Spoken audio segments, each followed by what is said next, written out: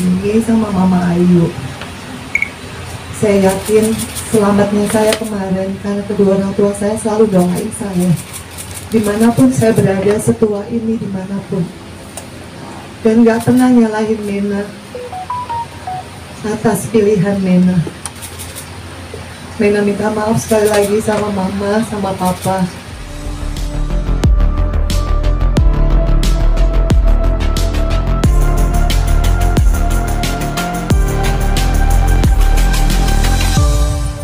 Terhadap kondisi anak perempuan saya yang mengalami KDRT.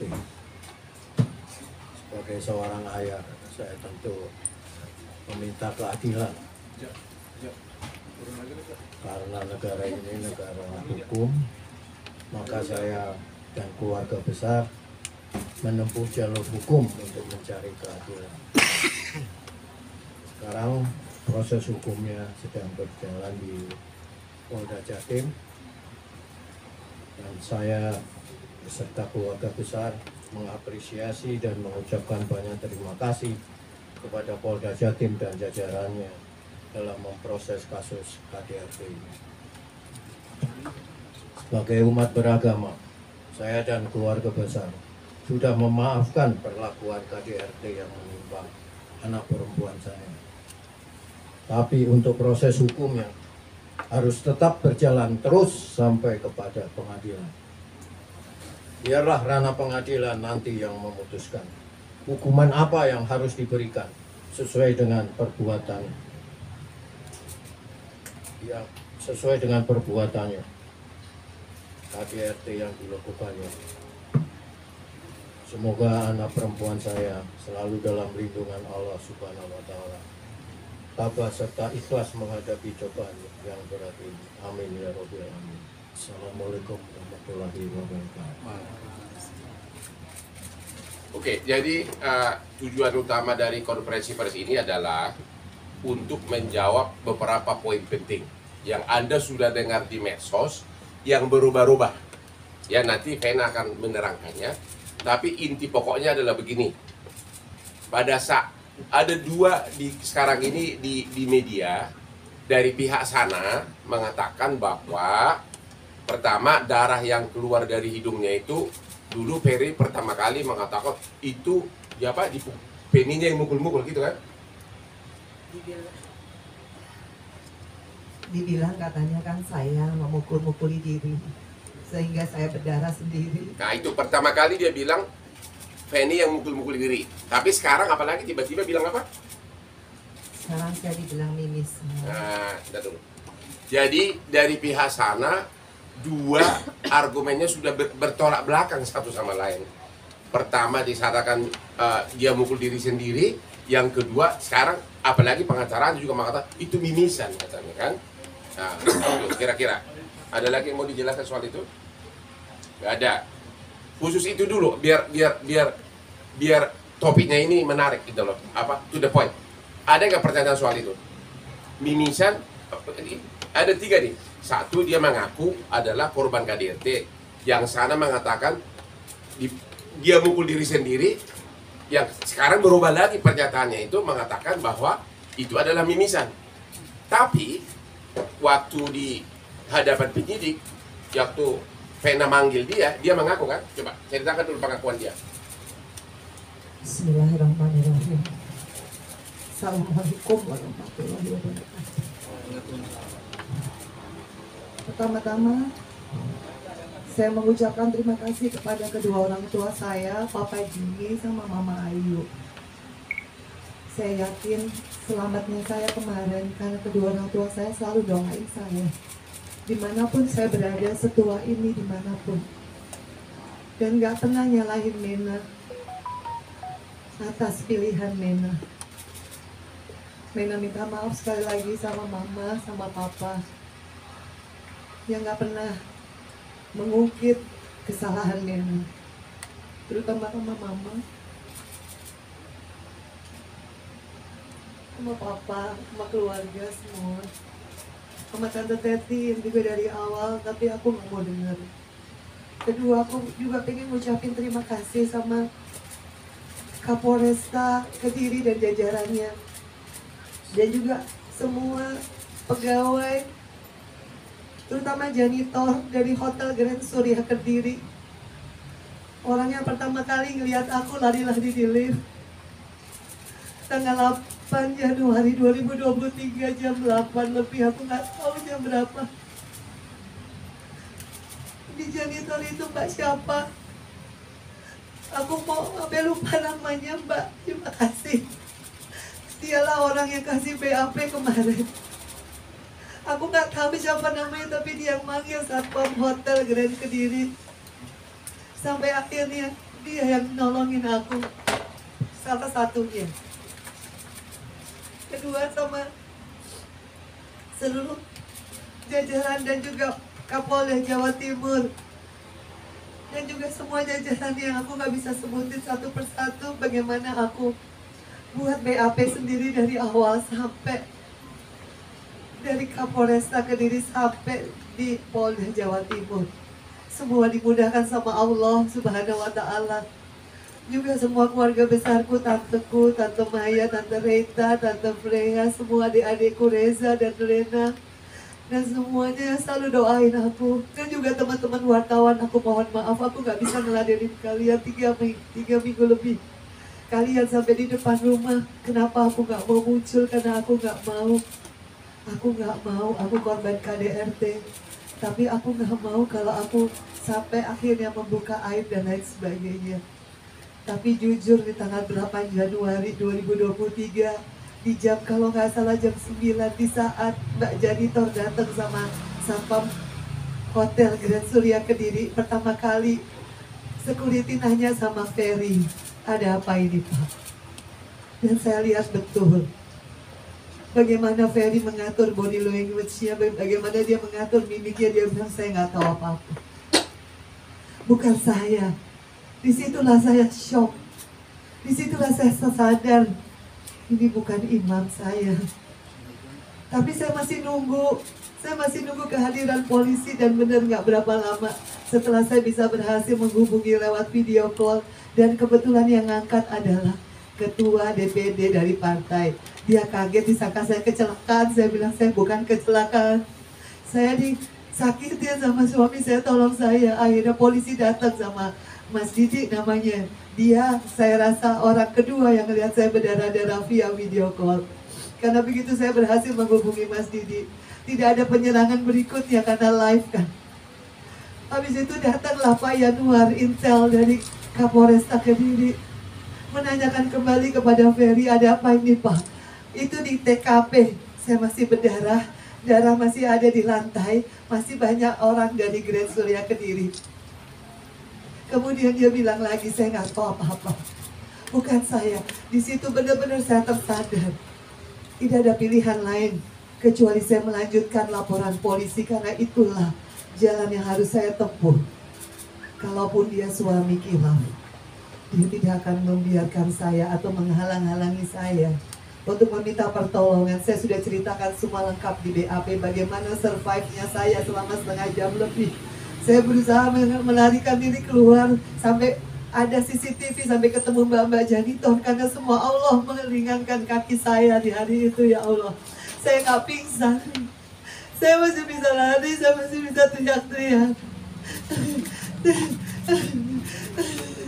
Jadi di situ saya lihat, saya nggak ada pilihan lain kecuali ngelapor. Waktu Pak Januar bilang, Bu, Ibu ini masih internal suami istri, Ibu mau apa? Saya mau lapor, saya mau visum, tolong fotoin darah saya, tolong selamatin saya mau lapor. Alhamdulillah, saya diiringi sama Kadit Ibu Deni dan juga Pak Yanuar sampai saya ke visum di rumah sakit Bayangkari yang ada di Kota Kediri. Saya bikin visum, habis itu saya harus bikin BAP sendiri, semua karena Allah. Sampai akhirnya saya ke Polda, juga semua dimudahkan sama Allah. Saya masih bisa ingat semua kejadian per kejadian. Dan selalu konsisten omongan saya, ucapan saya. Karena semua Allah yang benar-benar nolong hidup saya. Kalau saya pingsan, itu yang saya bilang berulang kali kepada penyidik. Bapak bisa bayangkan kalau saya pingsan, apa yang terjadi. Sementara dua orang yang menanyakan kepada Ferry ada apa, dia selalu bilang tidak, bukan saya melakukan. Kemudian dia bisa telepon ibu saya di saat yang bersamaan, dia bilang saya jeduk-jedukin kepala saya ke tembok dan berdarah. Padahal dalam visum tidak pernah ada lebam biru. Artinya saya tidak pernah menjedukkan diri saya. Yang ada saya ditekan sedemikian rupa, seperti yang sudah saya sebutkan di BAP, baik di Kapolresta Kediri maupun di Polda Jawa Timur. Terutama kepada Bang Hotman, saya mengucapkan terima kasih, Tuhan memberkati Bang Hotman. Saya bilang saya nggak bisa sendirian Bang. Saya butuh lawyer yang benar-benar punya keinginan yang sama untuk semua korban KDRT dimanapun berada, untuk berani speak up dengan segala konsekuensinya. Saya di playing victim, saya difitnah, saya nggak apa-apa. Saya bilang sama Bang Hotman, tidak ada pilihan lain kecuali saya terus maju ke depan. Saya juga selalu bilang sama anak-anak saya, Feral, Atala, Fania terutama yang lagi sekolah, nggak perlu malu nak mama mengungkapkan ini, karena sudah ada tidak ada pilihan lain kecuali saya speak up. Itu yang terjadi sama diri saya. Dan jujur Bang, saya tidak pernah sakit hati, saya tidak pernah menyalahkan keluarga Ferry, karena saya maklum selama Ferry Irawan tidak pernah berkata jujur, selama itu pula keluarganya juga akan bingung. Itu sudah sangat normal. Makanya saya waktu Bang Hotman tanya kapan Ferry mengaku bersalah, dia buat video di saat dia ditahan di Polres Kediri. Dia buat video, ada berapa video, meminta maaf kepada saya. Saya juga nggak tahu kenapa video itu beredar. Yang seperti kalian lihat, kalau orang tidak bersalah, buat apa dia minta maaf sampai menangis? Itu satu. Kedua, pada saat saya bikin BAP di Polda Jawa Timur, Pak Suwancono sebagai kanit memfasilitasi kami berdua karena Ferry minta maaf sama saya. Saya tanya, apa minta maafnya? Atas perbuatan apa dia minta maaf? Kemudian dia tiba-tiba bersujud. Ada 10 orang di dalam ruangan itu kalau nggak salah. Ada Pak Suwancono sebagai kanit Polda Jawa Timur, ada Ibu Mas Cita yang buat BAP, ada Atala di depan saya, ada semua polisi itu di ruangan kanit. Dia bersimpuh, kemudian dia bilang, jadi bukan saya sendiri yang mendengarkan, boleh ditanya orang yang masih hidup semua. Pertama kali Ferry bilang, Nena, Abi orang kecil, Abi orang miskin, maafin Abi. Langsung saya bilang, Abi nggak ada hubungannya sama miskin dan kecil, karena saya tidak pernah melihat itu. Abi akui, Abi sering meeting saya sampai saya sakit tulang rusuknya. Ngaku nggak Abi? Saya nggak bisa ngerekam karena di Polda tidak boleh ada handphone. Ngaku nggak Abi? Kalau Abi nggak ngaku kita nggak usah ngomong. Kemudian dia mengaku, iya, Abi akui. Saya tanya sama Pak Yanuar, dengar Pak Yanuar? Semua dengar? Iya. Kedua, Abi akui, Abi sering bekap saya sampai saya nggak bisa napas, sampai saya harus begini kayak orang smackdown. Tolong, saya udah hilang napas. Baru dia lepas. Abi akui itu. Dia diam. Iya, saya akui. Pak Suwancono dengar, ngaku. Yang ketiga, Abi akui kalau Abi tanggal 8 Januari pas kita berantem, Abi angkat, Abi dorong saya, Abi tindih badan saya sehingga saya nggak bisa bergerak, kaki saya, Abi pegang tangan saya, itu semua di BAP sudah saya reka ulang sama Polwan di sana. Kemudian Abi tekan kepala saya, Abi kunci dengan jidat Abi squeeze dari kalau hitungan 1, 2, 3, 4, 5 segitu sakit, bukan benturan dikit sekali, bukan. Sampai saya lihat atap dari yang putih warnanya tembok sampai hitam karena sakit. Sampai saya bilang, Abi ini kayaknya tulang hidung saya geser atau patah, Abi tolong. Baru dia lepas. Setelah dia lepas saya berdiri, Pertama yang saya rasakan hangat dan kemudian darah begitu mengocor keluar seperti air bah. Saya juga, itu bukan mimisan sama sekali. Makanya sampai ke lantai, sampai ke handuk, sampai ke kaos yang saya pakai manset, sampai ke spray. Alhamdulillah saya sudah diambil DNA darah saya. Setelah selesai saya diopname 4 hari di Mitra Keluarga Surabaya. Bisa makan DNA saya. Jadi yang di lantai darah saya, yang di kaos, yang di handuk, yang di semua itu darah saya. Allah Maha baik. Sampai di titik ini saya dimudahkan semua. Allah Maha baik. Sampai di titik ini saya belajar.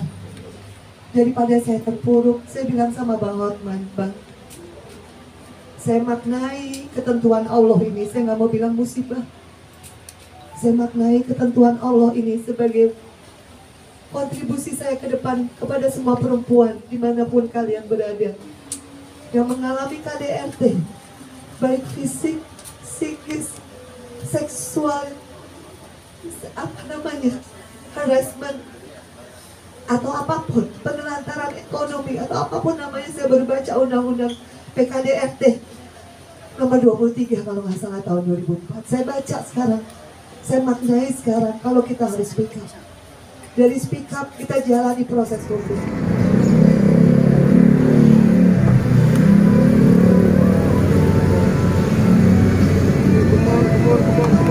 Bener weh.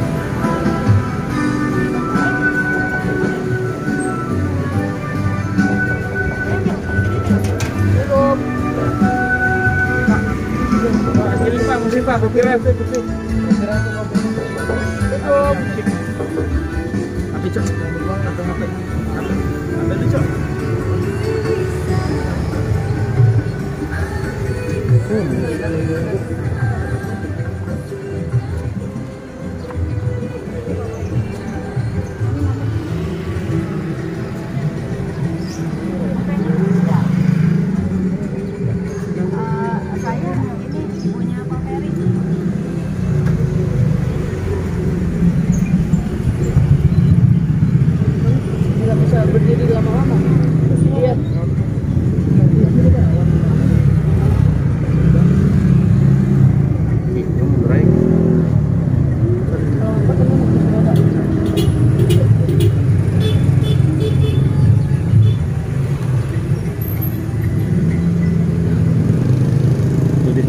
Ibu udah berapa kali ke rumah ini? Baru sekali.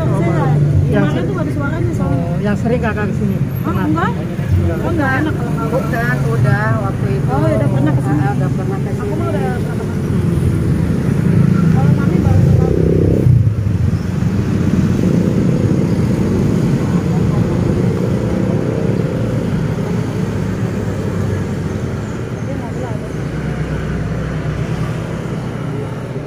Ini buat kamu. Buat. Pegangan tadi itu sama pegangan kamu.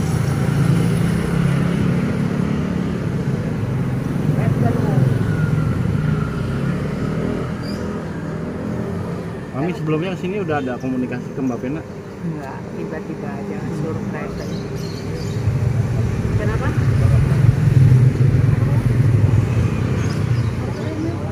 Apa? Tahu Pak? Itu mobilnya ada. Pak, mobilnya itu ada Pak, dua-duanya. Kasihan nggak bisa ngomong. Bilang, ya.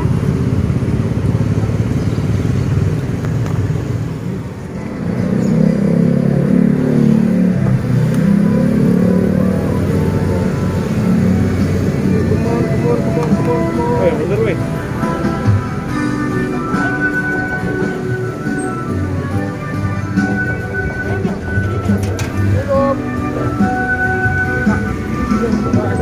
Pak, berkira. Tapi cok, ambil cok.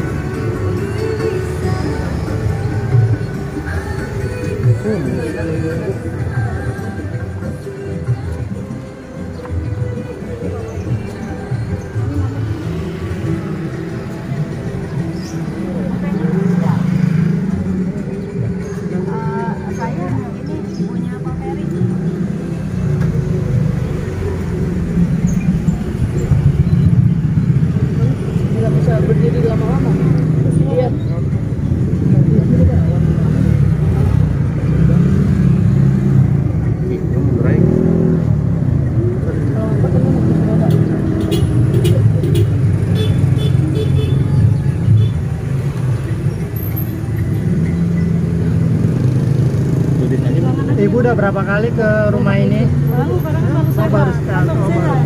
Yang Mana tuh ada suaranya soalnya. yang sering kakak kesini? Pernah? Enggak. Oh, enggak enak kalau nggak. Bukan, udah waktu itu. Oh, ya udah pernah ke sini. Udah pernah ke Aku sini. mah udah pernah ke sini. Kalau kami baru sekali.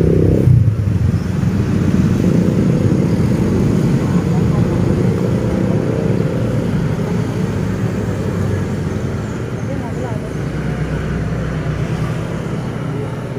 Ini buat kami. Buat Pegangan kaki itu sama pegangan kami.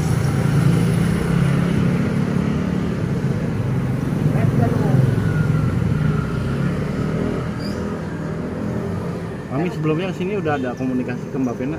enggak, tiba-tiba aja surprise. Kenapa?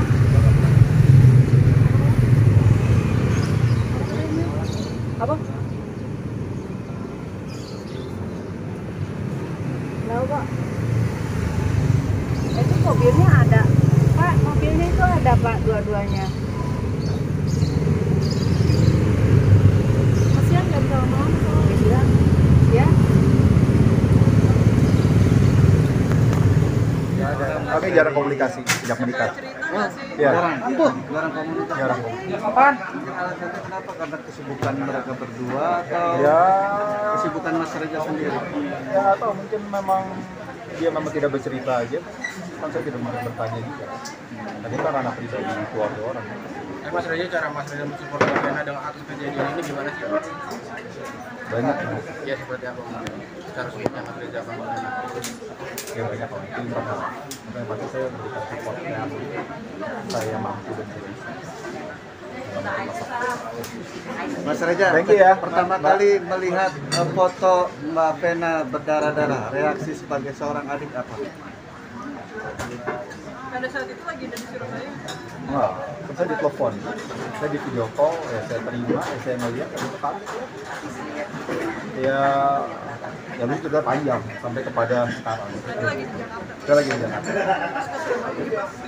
Besokannya, setelah dari kerjaan itu. Sempat ada cerita apa dengan Mas Reza, Mbak Pena, kejadian itu? Banyak lah, tapi udahlah, itu kan semua udah saya tuangkan semua di berita acara pemeriksaan, jadi udah biar itu menjadi proses gitu. Mas Reza sebagai saksi juga ya? Iya, intinya gini Mas, saya nggak mau membuat itu jadi bola liar. Oke. Karena ini sekarang udah proses, jadi kita biarin aja proses berjalan terus. Toh sekarang juga ada Bang Hotman yang mengawal, jadi ya saya cuma bisa support aja dan ya memberikan doa ya biar kakak saya recovery supaya dia bisa balik ke dia yang awal. Itu aja. Sebagai Mbak, adik, thank you ya. Mas Reza, Maaf, mohon sebagai maaf adik melihat kakak selalu berlinangkan air mata dengan rasa trauma-trauma itu gimana? No comment lah, Mas. Itu retoris jawabannya Mas juga kalau ngeliat kakak gimana kayak gitu. Ya artinya selalu ada 24 jam kah ketika Enggak lah, dibutuhkan? kami bisa ya, cuman ya kita sering teleponan lah sekarang. Mas Reza sebagai adik Mbak Pena apakah Dari sampai dulu saat saya ini masih? dari dulu saya dekat, cuman memang ada masa yang tiba-tiba agak renggang aja. Tapi kan kami dekat. Mas Reza, Mbak Pena apakah masih dalam bimbingan dampingan psikolog sampai Saya nggak saat tahu. Tapi katanya iya, cuman saya kan nggak butuh. Cuman yang pasti emang dia butuh bantuan. Ya, thank you. Geser. Oke. Cantik. Nah, oke. Nyai, Turun dikit boleh. awan? Iya. Oke. Nyai, gimana nih Nyai? Tadi sempat menangis juga pada saat mendampingi Mama Vena. Ya, tapi mungkin memang ikut merasakan juga. Iya. Jadi ya yang namanya korban KDRT itu mempunyai perasaan yang sakit yang luar biasa. Dan sebelum kejadian Mbak Kusa yang mengalami KDRT kan kami sudah dekat ya, setiap hari intens komunikasi. Dan yang Nyai sangat sayangkan dan sangat kaget terakhir Mbak Vena dan juga yang bersangkutan membuat video ulang tahun kepada Nyai itu di tanggal 31 Desember 2022 dari Hong Kong dengan sikap yang saling romantis, saling menyayangi dan sangat indah melihatnya. Nyai sangat senang gitu, Nyai sangat senang satunya, tapi ternyata beberapa hari kemudian kok malah KDRT. Dan yang Nyai sangat sayangkan kenapa mbakku saya nggak cerita sebelum-sebelumnya, yang mana setelah kejadian baru cerita in details. Dan kebetulan juga Nyai mengaturkan psikolog pribadi Bu Citra dan juga dokter pribadi Nyai Pak Dr. Diki dari Behaviors, yang Nyai aturkan kepada mbakku saya, karena Nyai tahu persis korban KDRT itu sakitnya luar biasa, depresinya luar biasa, traumanya luar biasa. Dan Nyai menangis tadi karena Nyai tahu persis apa yang dirasakan, dan Nyai pernah di titik itu, dan Nyai bisa membayangkan bagaimana detik per detik sampai dengan Mbak Vena bisa meloloskan diri, itu sangat-sangat traumatis. Apakah sampai saat ini masih didampingi psikolog Mbak Vena? Masih. Jadi Nyai sendiri pun yang sudah 4 bulan terapi belum bisa merilis 100%. Jadi nggak main-main sedihnya sampai tidurnya aja suka kaget-kagetan sampai dengan ini. Nyai yang sudah 4 bulan terapi, bagaimana dengan Mbak Vena yang kurang lebih baru 4 kali terapi? Belum ada satu. Itu intens atau gimana? Intens banget. Nyai dan tim psikolog dan tim dokter kan ya, kalau setiap kali datang kan Nyai dampingi ya. Jadi karena kebetulan rumah Nyai itu nggak ada 1 menit dari rumah Mbak Vena, jadi dokter dan psikolog Nyai pribadi itu menterapi Nyai dulu di rumah. Setelah menterapi Nyai, baru kita bareng-bareng ke rumahnya Mbak Vena menterapi Mbak Vena. Udah berapa hari Nyai terapi? Kalau untuk Mbak Vena kurang lebih sudah 4 kali, kalau untuk Nyai sendiri sudah 4 bulan dan belum rilis 100%. Nyai, kan rumahnya berdekatan dengan Mbak Vena ya. Artinya seberapa sering sih cerita curhatan dari seorang Mbak Vena terhadap ke Nyai? Sangat sering ya, sangat sering, dan kita saling menguatkan karena satu dan sama lain kan punya persamaan ya. Menikah lillahi ta'ala untuk ibadah dengan laki-laki yang pendekatannya adalah dengan dari sisi agama, di mana Nyai dan Mbak Vena adalah wanita yang sudah hijrah insya Allah. Jadi ketika ada seorang imam yang mendekati dengan dalil-dalil agama bisa tersentuh tanpa mengindahkan kawin cerai sudah beberapa kali. Kalau yang bersangkutan dari Mbak Vena kan sudah 3 kali, kalau dari Nyai sudah 4 kali. Kawin cerai udah berkali-kali, settle atau tidak settle juga kita tidak pikirkan. Anak sudah berapa banyak, kalau dari Nyai juga tidak Nyai indahkan. Nyai ikhlas lillahi ta'ala nikah untuk ibadah dari awal perhelatan segala macam sampai Nyai menyelenggarakan upacara daud abu yang luar biasa indahnya, dibantu oleh sepupu Nyai ini yang maisi Nyai ini saksi hidup nih bagaimana Nyai perjuangan nikahnya, mengadakan perhelatan agung sampai dengan detik ini. Mbakku saya juga sempat menyampaikan ojo tuh jangan, kalau bisa jangan cerai. Mbak, aku udah nggak kuat. Mbak, saat berbicara dengan Mbak Vena ya, maksudnya saat Mbak berbicara berdua dengan Mbak Vena, dampak atau efek yang paling terlihat dari Mbak Vena karena saking terpukulnya, traumanya apa Mbak? Apa Mbak? Setiap Nyai dan dokter dan psikolog pribadi Nyai datang ke Mbak Vena untuk terapi, Mbak Vena selalu menangis,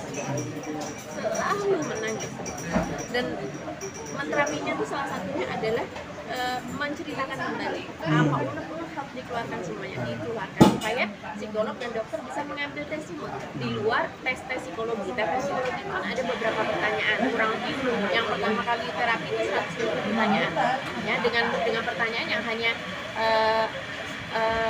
tim ahli yang mengetahui. Itu pertanyaan kan sebenarnya tidak ada korelasinya, cuma itu mengarahkan ke suatu pribadi yang seperti apa. Lalu psikotes seperti suruh menggambar sesuatu atau apa bagaimana, dan juga terapi healing, merelaksasi sampai kita tertidur, ya segala hal deh. Mbak Vena selalu. Tapi dari kacamata Mbak Roro sendiri pada saat bertemu langsung dengan Mbak Vena, psikisnya itu atau yang paling terlihat tuh maksudnya apakah dia sampai sampai tidak mau makan, apa dia itu traumanya sampai dengan detik ini lebih dari 5 kilo berat badannya turun ya. Makan tidak enak, tidur tidak nyenyak, terus masih selalu terbangun, jadi masih tidur seperti itu. Jadi kayak sampai dengan detik ini tidak menyangka. Apakah Mbak Roro maksudnya pada saat itu melihat itu Mbak Vena pada saat itu tiba-tiba kayak selalu WA. Dia pas bangun pasti WA Mbak Roro. Nyai selalu intens gitu. Ya. Lalu Mbak Vena mohon doakan ya sis, mohon doakan aku ya. terus ya saya seneng kan mbakku saya kalau ada apa-apa bilang ke Nyai kan mbakku kan bilang kalau aku nggak bisa aku sedih terus ya udah aku punya dokter sama psikolog aku haturkan ke Mbak Vena ya mudah-mudahan bisa untuk merilis sakitnya Mbak Vena karena KDRT yang dihantam dua mas baik fisik maupun psikologisnya terus alhamdulillah juga selalu intens dan Presscon juga ini kan juga alhamdulillah Mbak Vena mempercayakan mengamanahkan ke Nyai dan juga manajer Nyai untuk bisa mengatur teman-teman media supaya memfasilitasi supaya bisa bertemu karena terus terang Nyai juga tahu karena Nyai rumahnya dekat Mbak Vena tiap hari kan teman-teman media selalu menunggu Mbak Vena untuk memberikan statement tapi lagi-lagi mohon maaf karena korban KDRT seperti Nyai pada saat awal-awal kan teman-teman juga nggak bisa mengambil statement dari Nyai karena belum siap untuk bertemu banyak orang apalagi kalau untuk menceritakan kembali kan berarti kita mereview sakit itu jadi tidak berarti sudah bisa dibilang ini kemajuan ya Mbak untuk Mbak Vena maksudnya untuk akhirnya bisa berani untuk tampil jadi dengan kurang lebih tanggal 8 sekarang tanggal 1 hampir 1 bulan di terapi buat suatu keberanian untuk bisa bertemu dengan teman-teman media menceritakan kembali mengingat kembali dan sampai dengan nangis Nyai tadi nggak tega ya Mbak Vena cerita otomatis kan nangis lagi karena kita alami itu nggak main-main sakit hampir sama kalau Nyai coba mas bayangkan baby sister yang lucu itu dalam kandungan kita berantem hampir tiap hari terus Nyai didorong Nyai jatuh ke lantai pada rumahnya sendiri itu udah sama sakit ada juga dari yang Nyai benar-benar mau mendukung support karena ada curhat apa buat Nyai karena mungkin ceritanya sama Nyai juga curhatannya yang benar-benar bikin gimana gitu sebenarnya ada beberapa hal nggak mungkin bisa Nyai open ke publik ya karena Nyai jaga amanah kepercayaan dari Mbak Vena dan juga biarkanlah proses itu jalan terus ya jadi ada beberapa hal pribadi yang tidak bisa disampaikan di luar jadi ya garis besarnya kita ketahui bersama KDRT verbal dan ini memang sudah masuk ke ranah hukum dan Nyai melihat Mbak Musa itu sosok yang cantik cerdas dan kurang lebihnya Nyai juga senang sama-sama juga dulu suka dansa Nyai melihat Mbak Vena juga sosok Nyai kok sama karena pada saat one day suatu malam Nyai makan sama mbak saya dan juga yang bersangkutan nah yang bersangkutan itu waktu pas maaf itu dia ucapannya mendalil-dalilkan agama terus Nyai sempat berapa detik berapa second kok sama foto gitu Nyai cuma ngebatin ya Allah mudah-mudahan Mbak Vena berhasil apa yang Nyai alami karena pada saat itu Nyai sudah during proses cerai gitu tapi ternyata sama feeling ungkapan hatinya ternyata terbukti Nyai sebelum adanya pernikahan dengan Mas Ferry sendiri, Mbak Vena tuh suka cerita nggak sih dan menyangka nggak sih Mas Ferry bakal ngelakuin hal itu pada Mbak Vena? Dulu kita beberapa kali ketemu di suatu acara, cuman ya karena udah lama banget ya nggak bertemu, terus kita ke kegiatan masing-masing. Terus sebelumnya kan memang Mbakku saya kan tinggalnya di apartemen di Kenang ya, jadi belum kembali lagi ke rumah Paso. Nah, sejak di rumah Paso lah itulah kita ketemu. Jadi kalau saat itu sih nggak cerita apa-apa, belum cerita apa-apa, dan ceritanya ya Nyai sangat menyayangkan ceritanya kok udah sampai kejadian yang parah baru cerita. Baru mengenal ya. Nggak menyangka.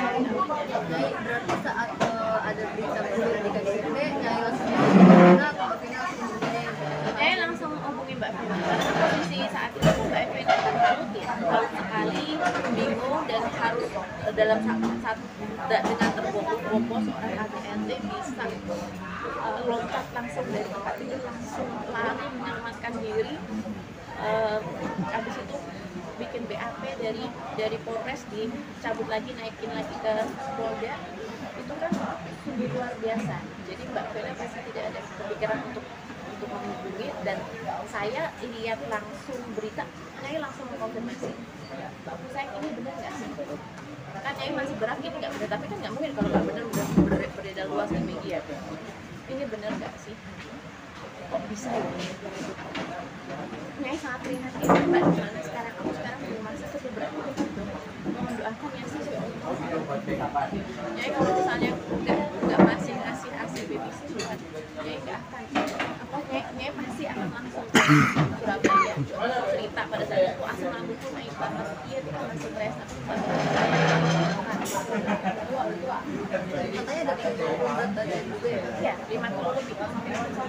Mungkin kalau Stigi sendiri masih tiap hari menangis atau Masih jadi itulah kenapa Nyai menghadirkan psikolog pribadi Nyai, Bu Citra, dan dokter pribadi Nyai, dokter Diki dari tim Behaviors yang sekarang berhalangan seharusnya ikut respon.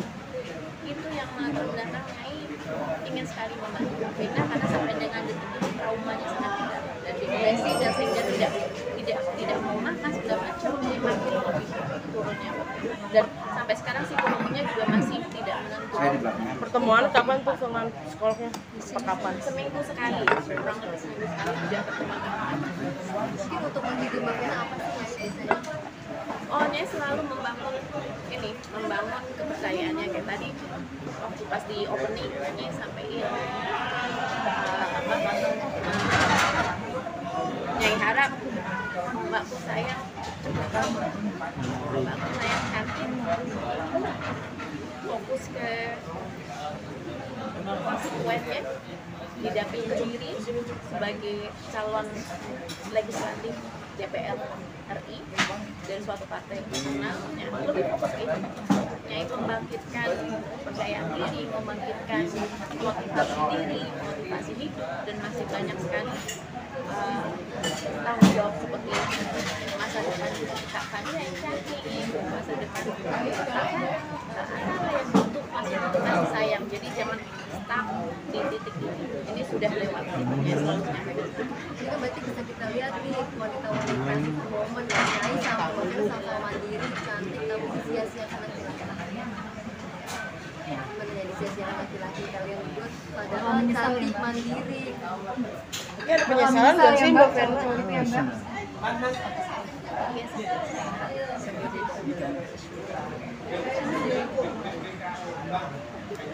Mbak, sebagai seorang wanita, Mbak lebih duluan yang pernah kena KDRT ya, maksudnya sebenarnya apa sih yang paling dampak yang paling parah untuk para istri atau para wanita itu ketika terjadi KDRT itu sendiri? Yang paling parah mengenai itu di diri kita itu apa? Iya, rasa sangat trauma, sangat depresi.